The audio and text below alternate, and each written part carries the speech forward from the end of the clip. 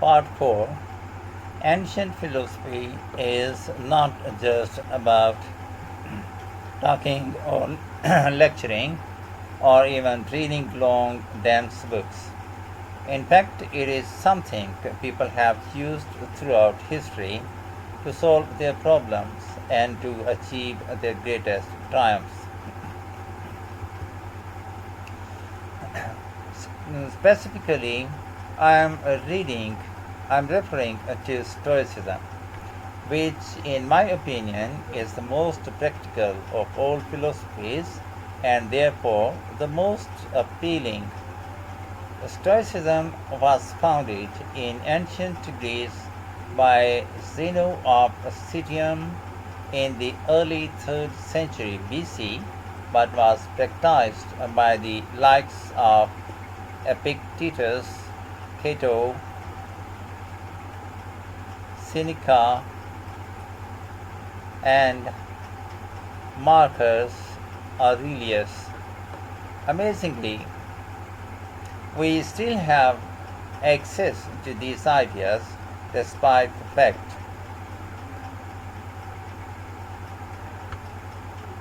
that the most famous Stoics never wrote anything down for publication. Cato definitely did not. Marcus Aurelius never intended his meditations to be anything but personal. Seneca's letters were letters, and Epictetus' thoughts came to us by way of a note taking students. Stoic principles were based on the idea that its followers could have an unshakable happiness in this life, and the key to achieving this was virtue. The road to virtue, in turn, lay in understanding that destructive emotions like anger and jealousy are under our conscious control. They don't have to control us because we can learn to control them. In the words of Epictetus, external events I cannot control, but the choices I make with regard to them I do control. The modern day philosopher and writer Nassim Nicholas Taleb defines a Stoic as someone who has a different perspective on experiences which most of us would see as wholly negative. A Stoic transforms fear into caution, pain into transformation, mistakes into initiation, and desire into undertaking. Using this definition as a model, we can see that throughout the centuries, Stoicism has been practiced in more recent history by kings, presidents, artists, writers, entrepreneurs. The founding father of the United States were inspired by the philosophy. George Washington was introduced to Stoicism by his neighbors at age 17 and later put on a play based on the life of Cato to inspire his men. Thomas Jefferson kept a copy of Seneca beside his bed. Writers and artists have also been inspired by the Stoics.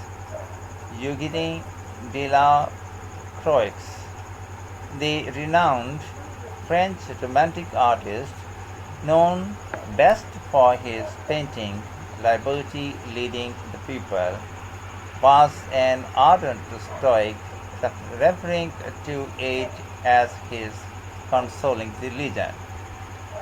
The economist Adam Smith's theories on capitalism were significantly influenced by the Stoicism that he studied.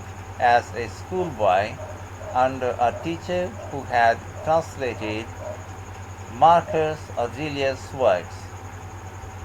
Today's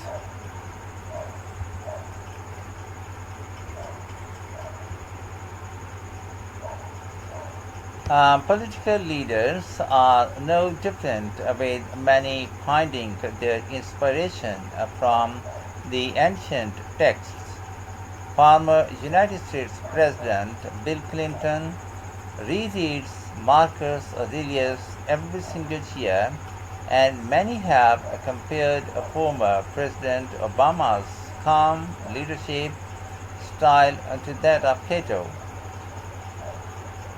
When Jiabao, the former Prime Minister of China, claims that Meditations is one of two books he travels with and that he has read it more than 100 times over the course of his life.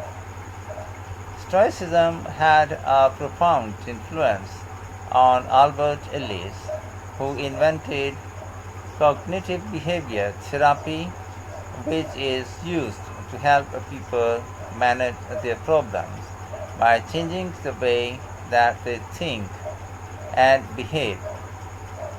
It is most commonly used to treat depression.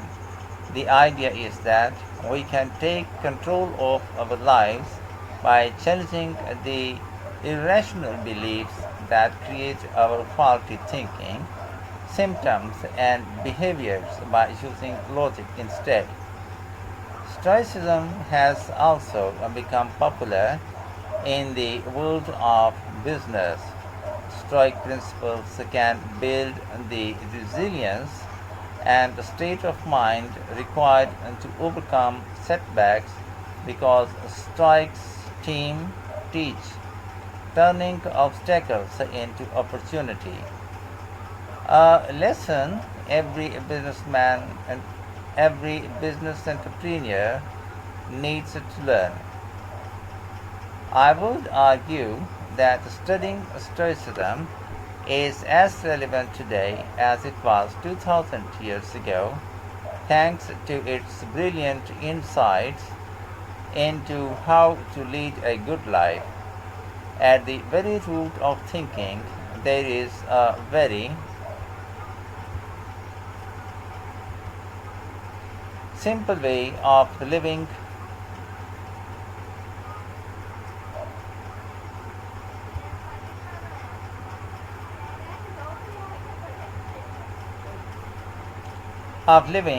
Control of what you can and accept what you can't. This is not as easy as it sounds and will require considerable practice. It can take a lifetime to master. The Stoics also believed the most important foundation for a good and happy life is not money, fame, power, or pleasure, but having a disciplined and principled character, something which seems to resonate with many people today.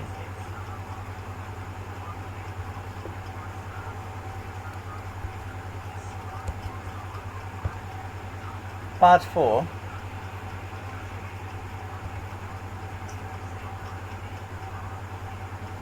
Questions 31 to 40.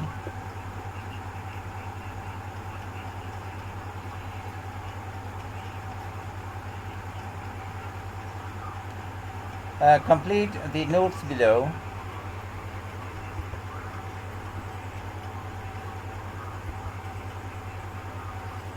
Questions 31 to 40. Complete the notes below. Write one word only for each answer. Stoicism. Stoicism is still relevant today because of its practical appeal. Ancient Stoics. Stoicism was founded over 2000 years ago in Greece. The Stoics' ideas are surprisingly well known despite not being intended for publication. Stoic principles Happiness could be achieved by leading a virtuous life. Controlling emotions was essential. Epictetus said that external events cannot be controlled, but choices people make in response can be controlled.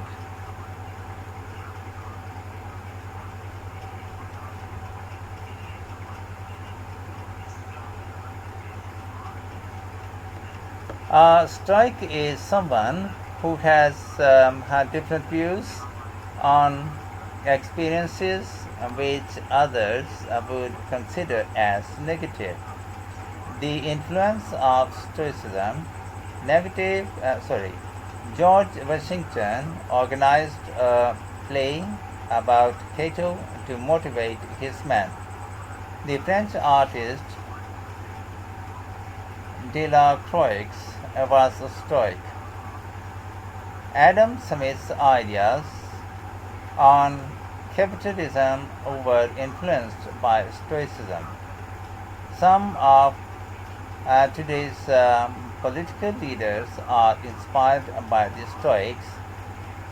Cognitive behavioral therapy, CBT, the treatment for depression, is based on ideas from Stoicism.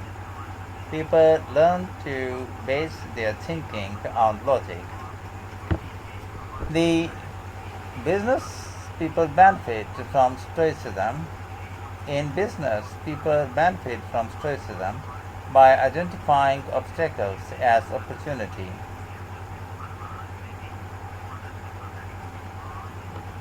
Relevance of Stoicism. It requires a lot of practice, but Stoicism can help people to lead a good life. It teaches people that having a strong character is more important than anything else.